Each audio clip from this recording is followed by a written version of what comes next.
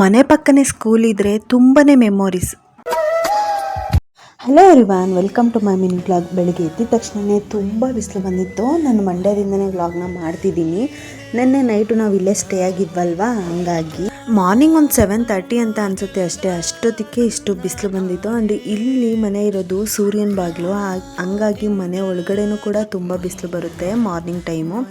ಬೆಳಿಗ್ಗೆ ಒಂದು ಲೋಟ ಕಾಫಿ ಜೊತೆಗೆ ನನ್ನ ಡೇನ ಸ್ಟಾರ್ಟ್ ಮಾಡಿದ್ದಾಯಿತು.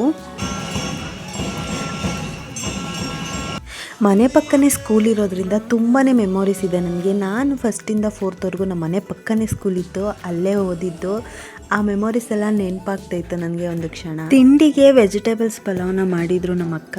ತುಂಬ ಚೆನ್ನಾಗಿತ್ತು ಟೇಸ್ಟು. ಒಂದು ಬಿಸಿ ಬಿಸಿಯಾಗಿ ತಿಂದ್ಕೊಂಡು ಸ್ವಲ್ಪ ಹೊತ್ತು ಕುತ್ಕೊಂಡಿದ್ವಿ. ಇಲ್ಲಿ ಜಾಸ್ತಿ ವೀಡಿಯೋಸ್ನ ನಾನು ಮಾಡ್ಕೊಳಕ್ಕಾಗಲಿಲ್ಲ, ಕರೆಂಟ್ ಇರಲಿಲ್ಲ. ಇಲ್ಲಿ ಏನು ಇಶ್ಯೂಸ್ ಆಗಿತ್ತು ಅಂತ ಗೊತ್ತಿಲ್ಲ. ಮಧ್ಯಾಹ್ನದಿಂದನೂ ನೈಟ್ವರೆಗೂ ಕರೆಂಟೇ ಇರಲಿಲ್ಲ. ನೈಟ್ ಆದರೂ ಕೂಡ ಕರೆಂಟ್ ಬಂದೇ ಇರಲಿಲ್ಲ, ಫುಲ್ಲು ಕತ್ಲೆ ಆಗಿತ್ತು.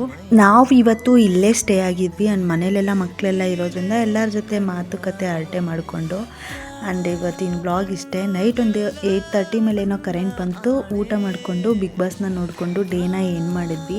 ನಿಮ್ಗೆ ನನ್ನ ವಿಡಿಯೋ ಸ್ವಲ್ಪನಾದರೂ ಇಷ್ಟ ಇದ್ದರೆ ಒಂದು ಲೈಕ್ ಮಾಡಿ, ಹಾಗೆ ನನ್ನ ಅಕೌಂಟ್ನ ಫಾಲೋ ಮಾಡೋದನ್ನ ಮಾತ್ರ ಮರಿಬೇಡಿ. ಸಿಗೋಣ ನೆಕ್ಸ್ಟ್ ವಿಡಿಯೋದಲ್ಲಿ. Thank you.